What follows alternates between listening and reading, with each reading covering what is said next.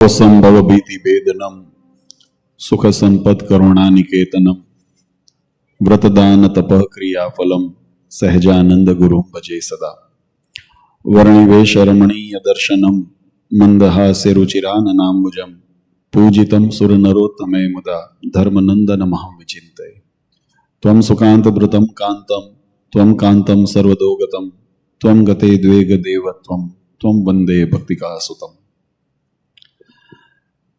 सर्व अवतारी सर्व कारण कारण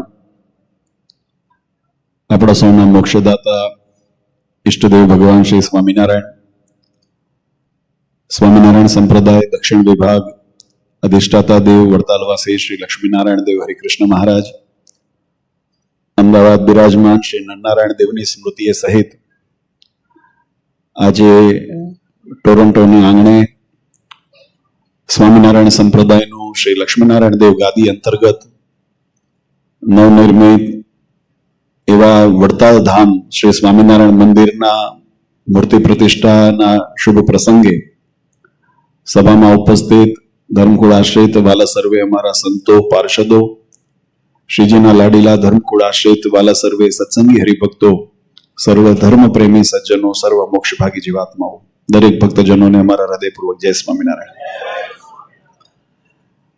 सौप्रथम तो केनेडाना અને વિશેષ કરીને ટોરન્ટોના ભક્તોને હૃદયથી ખૂબ ખૂબ અભિનંદન આપીએ કે આપણી વર્ષોની ઝંખના જે આપણા અંતરની પ્રાર્થના હતી જે આપણે ઘણા વર્ષો સુધી ભગવાનને વારંવાર વિનોતા કે મહારાજ અમને અહીંયા આગળ ઉપાસના ભક્તિનું કોઈ આશ્રયનું સ્થાન પ્રાપ્ત થાય એવી અમારા ઉપર કૃપા કરો એ ભગવાને આજે આપણો સંકલ્પ એ પરિપૂર્ણ કર્યો છે અને આજે આપણે આપણા નિજ મંદિરની અંદર વડતાલ ધામની અંદર આપણે આપણો આ પહેલો ઉત્સવ જેને પ્રતિષ્ઠાનો ઉત્સવ આપણે અહીંયા આગળ ઉજવી રહ્યા છીએ।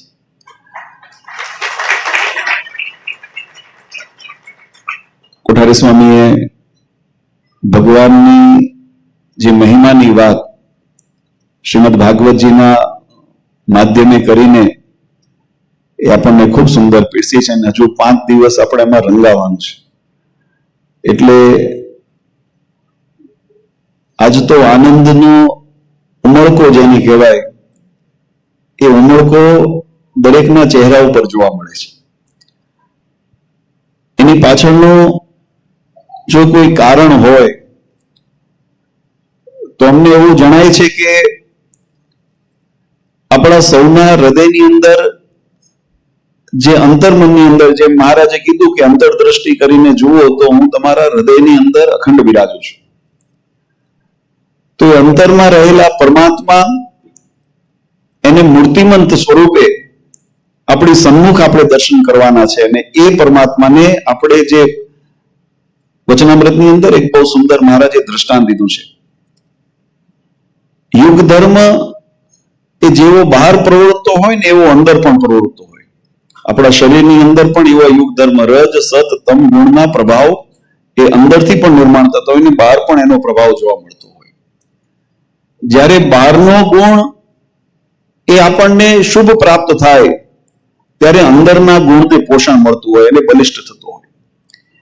એમ સત્સંગની રીત પણ વાલા ભક્તો અંતર્મનની અંદર તો ઘણી વખત તમે પ્રવચનમાં કહેતા હોઈએ કે આપણા મૂળ છે એ મૂળ ભારતીય સનાતન વૈદિક સંસ્કૃતિને વરેલા છે અને એટલે સહજ રૂપે જે પણ ભારતથી અહીંયા આગળ સંસ્કાર લઈને આવ્યા પોતાના પ્રારબ્ધને કરીને પોતાની રોજી રોટી માટે ભણવા માટે નોકરી ધંધા માટે વ્યવસાય માટે પણ એના હૃદયની અંદર ક્યાંક સત્સંગના બીજ એ પરંપરાથી જે પ્રાપ્ત સંસ્કૃતિનો આપણને વારસો એના કારણે આપણા હૃદયની અંદર પડ્યા હતા પણ એ બીજને જ્યારે યોગ્ય વાતાવરણ મળે અને પોષણ મળે હમણાં કથાની અંદર પણ આપણે શ્રવણ કર્યું કે બીજની ગુણવત્તાને જ્યારે પુષ્ઠભૂમિ મળે ત્યારે એ બીજ અનેક ગણું આપણને ફળ આપનાર થાય।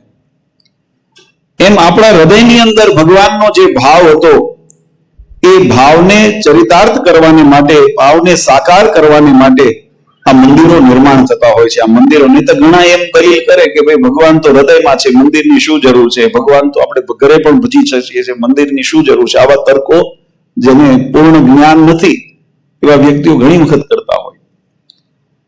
પણ શાસ્ત્રનો એવો મત છે કે ભગવાનના સ્વરૂપની જ્યાં અખંડ સ્થાપના રહેલી છે, આપણું ઘર પણ ભગવાનનું મંદિર તરીકે, આપણે જો એનું વાતાવરણ એવું લાગે તો ઘર પણ મંદિર જેવું થાય, પણ એ ભોગ ભૂમિ છે, વ્યવહાર ભૂમિ છે. અને વ્યવહાર ભૂમિની અંદર જાણી ન જાણી ક્યાંક ને ક્યાંક માયાનો પ્રવેશ અને એનો અસર ત્યાં આપણને જણાતી હોય. જ્યારે ભગવાનનું ધામ છે એને ગુણાતીત કહેવામાં આવે છે, એટલે કે જ્યાં માયાનો પ્રવેશ ન હોય.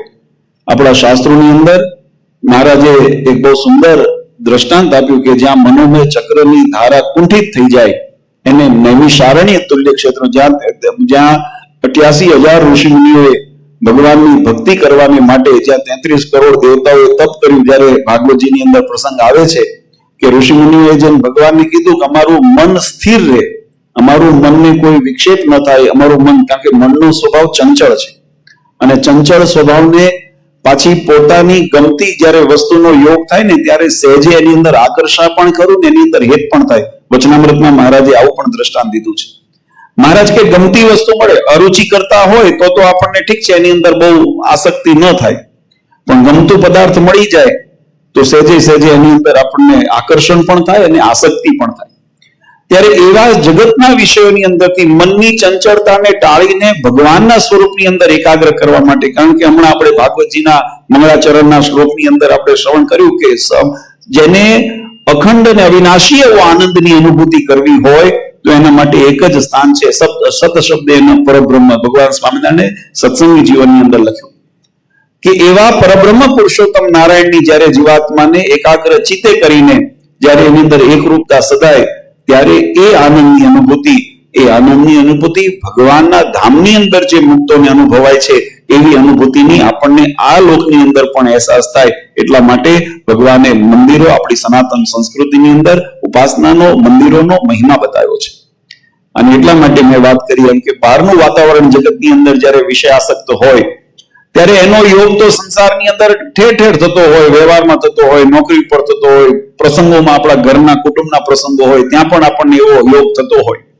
પણ ભગવાનનું મંદિર છે એક એવું સ્થાન છે જેને મેં કીધું કે અંતરની અંદર રહેલા જે ભાવ છે એ ભાવને સાકાર રૂપ આપીને પરમાત્મા સાથે એકાત્મ ભાવની અંદર જોડવાનો, જો એમાં સરળતા હોય. અને એટલા માટે અમે કદાચ કિચનરમાં કે અમે પધરામણી ગયા હતા ત્યારે અમે વાત કરી કે ભગવાન સ્વામિનારાયણે શિક્ષાપત્રીની અંદર એમ લખ્યું કે ભગવાનના દર્શને જીવાત્મા આવે ત્યારે ત્યાં મંદિરમાં વ્યવહારિક વાતો ન કરવી, આવું મહારાજે આજ્ઞા કરી છે. તો આપણને એમ થાય કે નહીતર હવે તો કેવું થઈ ગયું છે કે મંદિરો એ મેરેજ બ્યુરો બની ગયા છે. જેને માયાને મુકાવનારા વ્યક્તિઓ હવે માયામાં જોડવા માટે તમને પ્રેરણા અને આશીર્વાદ આપવાની છે, ચોરી સુધી જતા હોય છે. આવા પ્રસંગો આપણે સોશિયલ મીડિયાના માધ્યમથી જોતા હોય છે. નહીતર તો એને તો મુકાવવાનું છે ને, પણ છતાંય આ બધું જગતનું કળિયુગનો પ્રભાવ છે. તો એની પાછળનો હેતુ છે, મહારાજે કેમ એવો નિષેધ કર્યો કે વ્યવહારિક કાર્યના વાતો અથવા તો પોતાના વ્યવહારની વાતો મંદિરમાં ન કરવી. પછી બહાર નીકળીને મંદિરમાં દર્શન માટે જતા હોય તો પતિ પત્ની પણ હોય તો મર્યાદાની અંદર પોતે ભગવાનની દર્શન કરી પછી બહાર નીકળીને પછી પોતાના વ્યવહાર જેમ થતા હોય એમ કરો. આ બધી મર્યાદાઓ આપણને શા માટે શીખવી? તો એની પાછળનું બહુ સુંદર વિજ્ઞાન છે.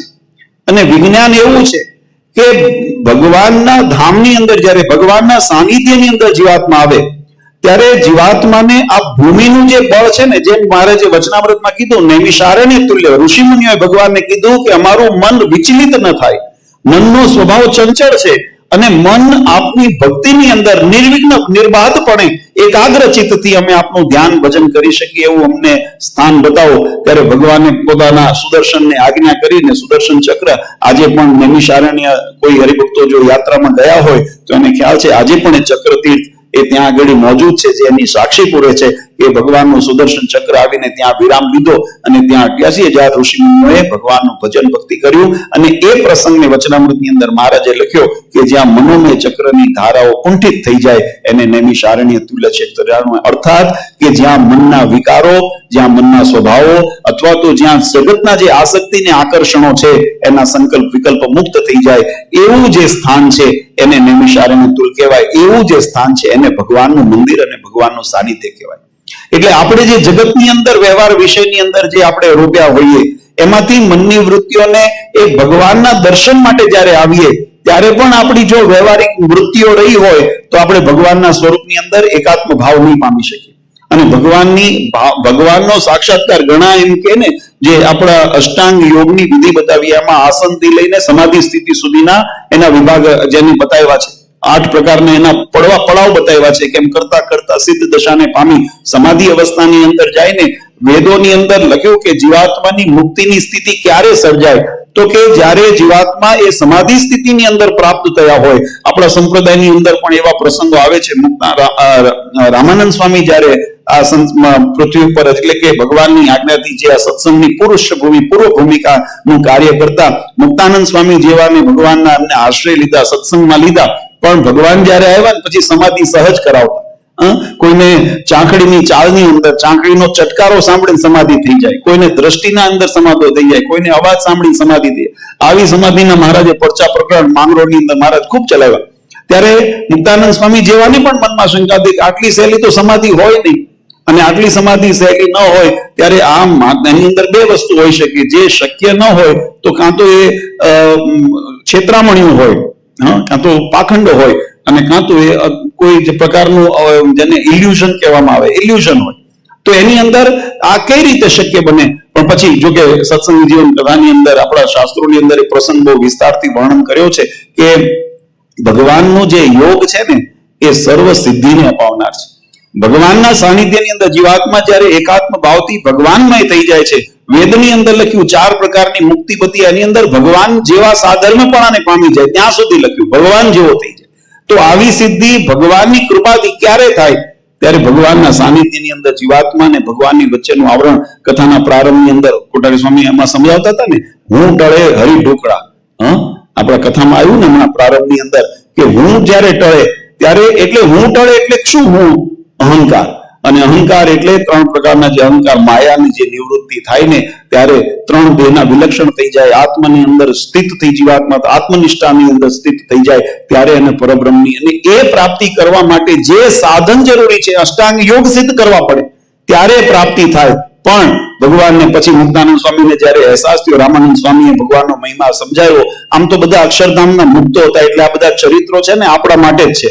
કોઈ એવું ન માનવું કે મુક્તાનંદ સ્વામીમાં દોષ હતો કે રામાનંદ સ્વામીમાં દોષ હતો કે બ્રહ્માનંદ સ્વામીની અંદર એમનામાં બધા મુક્ત હતા અક્ષરધામના. આ તો ભગવાનના કાર્યને ચરિતાર્થ કરવાને માટે જગતને એક માર્ગની પ્રાપ્તિ થાય એટલા માટે પોતાના આચરણ દ્વારા 2 પ્રકારે ઉપદેશ થાય, વાણીથી થાય અને આચરણથી થાય.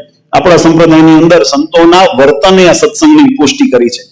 કેવળ ઉપદેશ આપીને નથી કર્યું પણ પોતાના આચરણની અંદર જ્યારે દેખાણું ત્યારે એના દ્વારા ભક્તોને પ્રતીતિ થઈ કે આ જો મુક્ત હોય. જ્યારે જુનાગઢની અંદર બ્રહ્માનંદ સ્વામી આદિ જ્યારે ગયા ને ત્યારે એને નવાબને કોઈ કીધું કે આના મુક્તાનંદ સ્વામી જ્યારે વડોદરાની સભાની અંદર ગયા, આ બધા પ્રસંગો આપણા સંપ્રદાયની અંદર છે, ત્યારે ઘણાએ કીધું કે આ તો કોઈ આને ભગવાન કેમ માને ભગવાન સ્વામિનારાયણ. ત્યારે નવાબે કે ગાયકવાડ સરકારે એક વાતની પ્રતીતિ કરી કે જેના સંતમાં આટલી સામર્થ્ય છે તો એના ભગવાનની અંદર જેની આરાધના કરે છે એમાં કેટલી સામર્થ્ય હોય. આ સંપ્રદાયના ઇતિહાસો બન્યા છે. તો આચરણ દ્વારા એ વિધિનું પ્રતિપાદન થયું. તો એમ જેને ભગવાને પણ અનેક ચરિત્રો કર્યા, મુક્તાનંદ સ્વામી આદિને જ્યારે થયું ત્યારે ભગવાનનું ત્યારે એની અંદર સિદ્ધ થયું કે ભગવાન ધારે ને અને ભગવાનનો જો રાજીપો જીવાત્મા ઉપર ઉતરે તો અષ્ટાંગ યોગ કદાચ ન સાધ્યા હોય તો પણ તમને ભગવાનના સાક્ષાત્કારની અનુભૂતિ થાય. આવા પ્રસંગો એટલે કહેવાની પાછળનો ભાવાર્થ મહારાજે શિક્ષાપત્રીની અંદર જ્યારે લખ્યું કે મંદિરની અંદર આ બધું ન કરવું, વ્યવહારિક કાર્ય અથવા તો કોઈ બીજા વ્યવહારના પ્રસંગોની અંદર, તો એની પાછળનો હેતુ એ છે કે તમારી જે મનોવૃત્તિ છે, તમારી જે અંતરદશા છે એને તમે જે સાધ્ય કરવા માટે જે હજારો પ્રકારના સાધન તમે બહાર રહીને કરો ને એ અલ્પ સાધને ભગવાનના મંદિરની અંદર આવો તો તમને એની ઉર્જા મદદરૂપ થાય. અહીંયા ભગવાનનું પ્રત્યક્ષ સાનિધ્ય આપણે 8 તારીખે સવારના શુભ મુહૂર્તની અંદર સ્થિર લગ્નની અંદર ભગવાનની વેદોક્ત મંત્રોક્ત દ્વારા આપણે અહીંયા પ્રાણ પ્રતિષ્ઠા કરશું. પછી આ મૂર્તિની અંદર પરમાત્માનો આવિર્ભાવ થશે, એટલે પરમાત્મા ચૈતન્ય રૂપે, એ જાગૃત રૂપે પરમાત્મા સાક્ષાત આ મંદિરની અંદર મૂર્તિની અંદર બિરાજશે. એટલે એમનો જે ઓરા છે, એમનો જે ઓજાસ છે, એમનો જે પ્રભાવ છે, એ આ વાતાવરણની અંદર દોડતો હોય. અને એ જ્યારે આ વાતાવરણની અંદર દોડતો હોય, એ પ્રભાવ, એ ઉર્જાની અંદર આપણે આવીને સંકલ્પ કરીએ તો આપણા સંકલ્પ એ ભગવાનની કૃપાએ કરીને આપણા મનોરથ પણ પૂર્ણ થાય, આપણા ભાવ પણ પૂર્ણ થાય, અને આપણી વૃત્તિ એ ભગવાનના ચરણની અંદર અથવા ભગવાનની મૂર્તિની અંદર સ્થિર થઈ શકે. એ આ મંદિરનું મહાત્મ્ય છે. અને જો આપણે આવીને વૃત્તિઓને ન સંકેલી હોય અને વ્યવહારિક કાર્યમાં કરીએ તો આપણે અહીંયા આવ્યા પછી પણ આપણે એનો લાભ ન લઈ શકીએ. એટલા માટે મહારાજે આ બધા વિધાનો, જો કે આપણે શ્રીમદ ભાગવતજીના માધ્યમથી અનેક એવા સિદ્ધાંતોને, ભગવાનના મહિમાની વાતોને આપણે 5 દિવસ શ્રવણ કરવા છે. હું જાણું છું કે સમય ઓછો, અને આમ તો ભગવાનની કથાની અંદર આમ તો લખ્યું હરિ અનંત હરિ કથા અનંતા કહી સુનહી બહુ વિધિ સબ સંતા. તમે ભગવાનની અનંત કથા, ઐશ્વર્યના ગુણાનુવાદ આપણે કરી શકીએ, પણ આપણે સમય મર્યાદાની અંદર, કેમ કે વ્યસ્તના જીવનની અંદર, અને હમણાં સ્વામી કીધું ને કે શબરીના આશ્રમમાં ભગવાન રામ પધાર્યા, અથવા તો આપણા સંપ્રદાયની અંદર પ્રસંગ બન્યો કે સગરામ ભક્તની ત્યાં, તો એમ થાય કે ભાઈ કેનેડા જેવો વૈભવી દેશ છે અને એની અંદર આ શબરીનું આશ્રમ કેમ? પણ એનું આશ્રમનો ભાવ એટલા માટે હતો કે અહીંયા માત્ર બાહ્ય જગતનો જે વૈભવ છે ને એનું પ્રધાન પણ નથી. એ પર્ણકુટીરની અંદર પણ ભગવાનને એટલા જ આનંદથી પધરાવ્યા, અને ભગવાન પણ એ ભક્તના ભાવને આધીન થઈને એટલા જ આનંદથી હરખભેર એ ભગવાન જેમ એમના ભક્તના ભાવને પૂર્ણ કરવા પધાર્યા, એમ આપણે કદાચ અહીંયા આગળ વૈભવી મંદિરનું નિર્માણ ન થયું, હરિ ભક્તોની ઈચ્છા બહુ હતી. અમે ગઈકાલે વાત કરતા હતા કે આ 8 વર્ષ 9 વર્ષ આપણે તપ કર્યું ને, એની અંદર થોડું વિલંબ થવાનું કારણ એ પણ હતું, બધા ભક્તોની ભાવના હતી કે આપણે બહુ સુંદર, અતિશય એવું વિશાળ મંદિરને હરિભક્તોને પોષણ મળે એવું આપણે કરીએ. પણ એની અંદર મહારાજની ઈચ્છા હશે કે ના, મારે તો, અને એ વાતની પ્રતીતિ ક્યારે થઈ?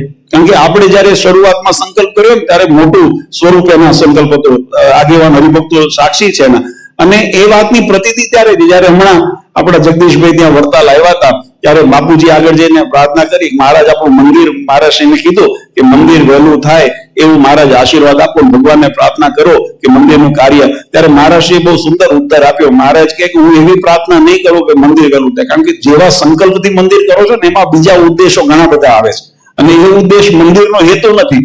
મંદિર તો કલ્યાણનું કેન્દ્ર છે, મોક્ષનું કેન્દ્ર છે. એટલે હું એવી પ્રાર્થના ભગવાનને ચોક્કસ કરીશ કે મંદિર વેપારનું કેન્દ્ર બનાવીને મંદિર ન થાય, બાકી ભગવાન સંકલ્પ પૂરો કરે. એટલે આપણે આ તપોભૂમિ, ભક્તિભૂમિ, અને એ સિદ્ધાંતને મહારાજે પણ મંદિરનો હેતુ વચનામૃતમાં સ્પષ્ટ લખ્યો. મિત્ર તો લખ્યું હોત ને કે અહીંયા હરિભક્તોનો જમણવાર થાય. જો મહારાજે સદાવ્રત ચલાવતા કે ન ચલાવતા? મહારાજે કેટલી જગ્યાએ અન્ય ક્ષેત્ર સદાવ્રત ચલાવ્યા, પણ મહારાજે મંદિર બનાવ્યું ત્યારે એનો હેતુ એ ન બતાવ્યો કે મંદિર હશે તો સદાવ્રત હશે, મંદિર હશે તો હરિભક્તોને ઉતારા મળશે. એ આવાંતર કહેવાય, સેકન્ડરી. એ આવાંતરમાં કહેવાય. ભગવાનનું મંદિર છે તો વ્યવસ્થા, ભગવાનના ભક્તો આવે તો એના માટે પ્રસાદની બધી વ્યવસ્થા આપણે કરીએ, ઉતારાની વ્યવસ્થા કરીએ, એ સેકન્ડ, પણ એ હેતુ નથી.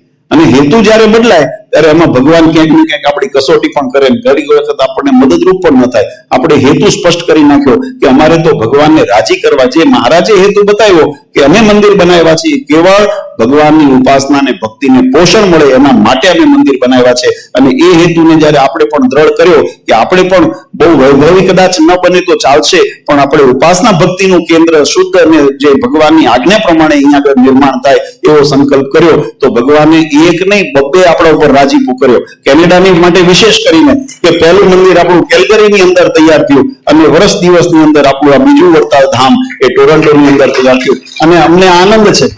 હજુ આપણે આમાં સંતોષ નથી.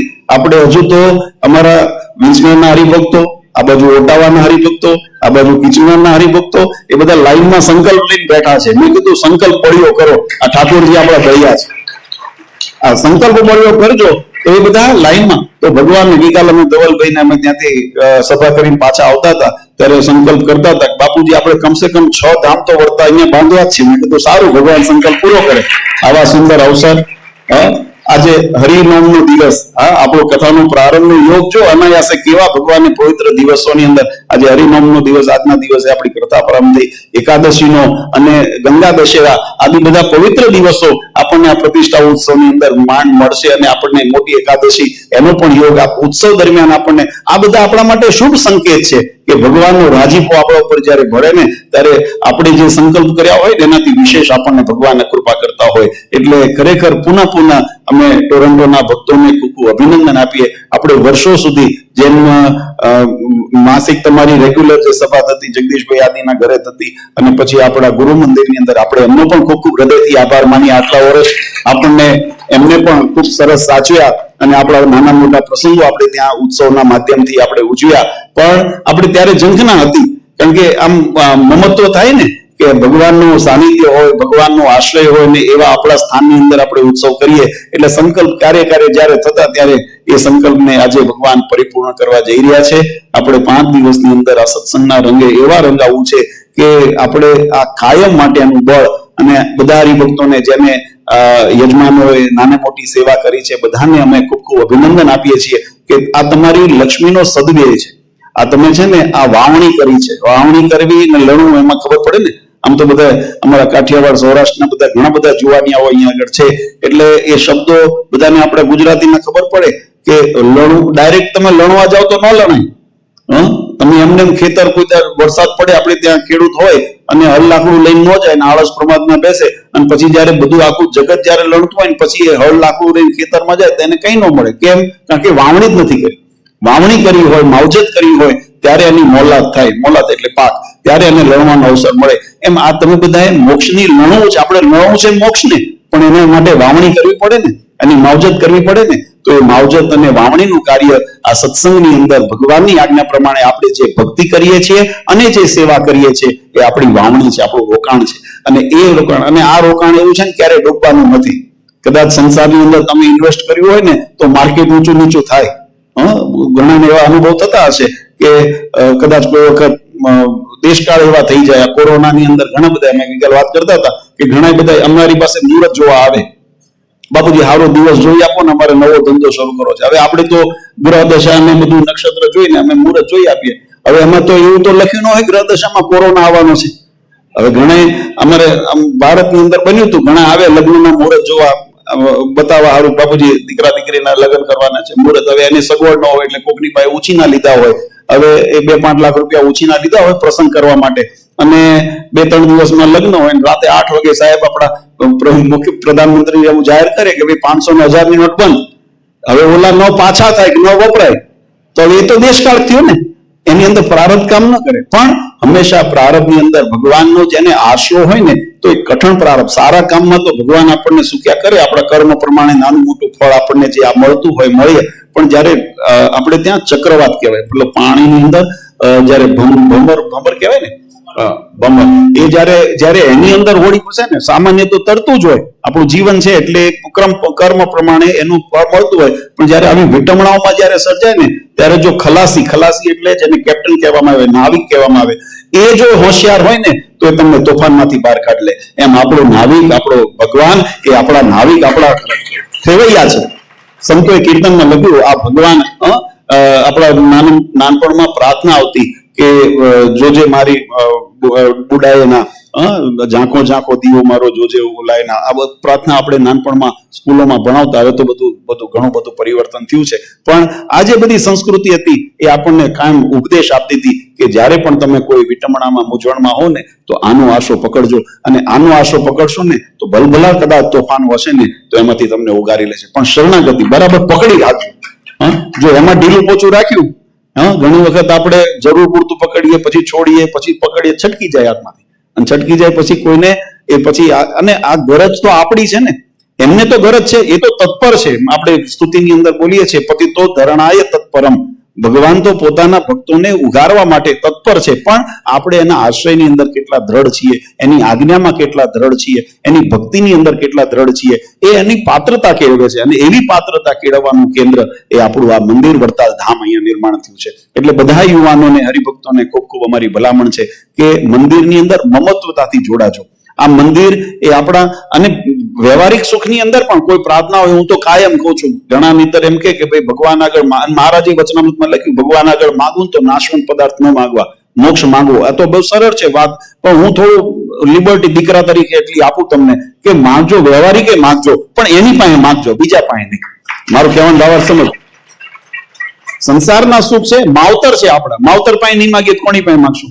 એટલે સંસારના સુખ પણ માગવા હોય કદાચ તો એનો આશ્રય કરજો. જે રીતે એને આપણને કીધું કે આ કરવાથી આ ફળની પ્રાપ્તિ થાય, એ કાર્યને અનુસરશો તો ભગવાન ચોક્કસ તમને એનું ફળ પણ આપશે. એટલે સંસારિક સુખ, વ્યવહારિક સુખની અંદર પણ ભગવાનનો રાજીપો આપણા ઉપર રહે અને અંતે આપણું કલ્યાણ પણ ભગવાનના કૃપાથી આપણું સૌનું કલ્યાણ થાય. એટલે એ વારસાને જાળવવા માટે અને વિશેષ કરીને જે અત્યારે અહીંયા આગળ યુવાનો છો, વડીલો છે, એમને બધાને વડીલોને ખૂબ ખૂબ અભિનંદન. કારણ કે આમ તો 1986 થી બાપુજી જયારે પહેલી વખત અહીંયા આવ્યા હતા, 91 ની અંદર અમે આવ્યા હતા, ત્યારથી જે સત્સંગને ત્યારે તો આવી સુવિધાઓ, સગવડો કે આટલો સમુદાય પણ નહોતો, પણ છતાંય એમને એને પાળવી રાખ્યો, જાળવી રાખ્યો. તો આજે આ યુવા પેઢીને એનો વારસો મળ્યો છે. એટલે વડીલોને પણ ખૂબ ખૂબ અભિનંદન, યુવાનોને પણ અભિનંદન. અને આ નાની જે પ્રજા આપણી જે અહીંયા જે બોર્ન એન્ડ બોટઅપ થવાની છે, અહીંયા આગળ જે છોકરાઓ, નાના બાળકો છે, એના માટે પણ ખૂબ ખૂબ શુભકામના અમે પાઠવીએ કે આ મંદિર એમને સર્વને આપણી ભારતીય વૈદિક સનાતન સંસ્કૃતિ, આપણા સનાતન ધર્મના જે સિદ્ધાંતો, સ્વામિનારાયણ સંપ્રદાયની ઉપાસના, ભક્તિની રીત અને ભગવાનની જે માર્ગ, એના ઉપર કાયમ ચાલવાનું બળ આપતું રહે, એવું આ મંદિર નિર્માણ થાય, અહીંયા એવા કાર્યો થાય, એવી સર્વ હરિભક્તોને અમે શુભકામના આપીએ છીએ. વિશેષ આજુ આગલા દિવસોની અંદર પાછો આપણે લાભ લઈશું, પણ આજે પુનઃ બધાને ખૂબ ખૂબ અભિનંદન આપીએ છીએ. વડતાલ ધામ ટોરન્ટોને આંગણે આપણા મૂર્તિ પ્રતિષ્ઠા મહોત્સવની ખૂબ ખૂબ બધાને, અને ભગવાન સૌનું મંગળ વિસ્તારે એવી પ્રાર્થના સાથે પરમ પૂજ્ય સનાતન ધર્મ ધુરંધર આચાર્ય શ્રી અજેન્દ્ર પ્રસાદજી મહારાજ, અશોગાદીવાળા માતુશ્રી, અમારા સમસ્ત ધર્મકુળ પરિવાર વતી આપ સૌને અંતરના આશીર્વાદ આપી મારી વાણીને વિરામ આપો. બોલો સ્વામિનારાયણ ભગવાન.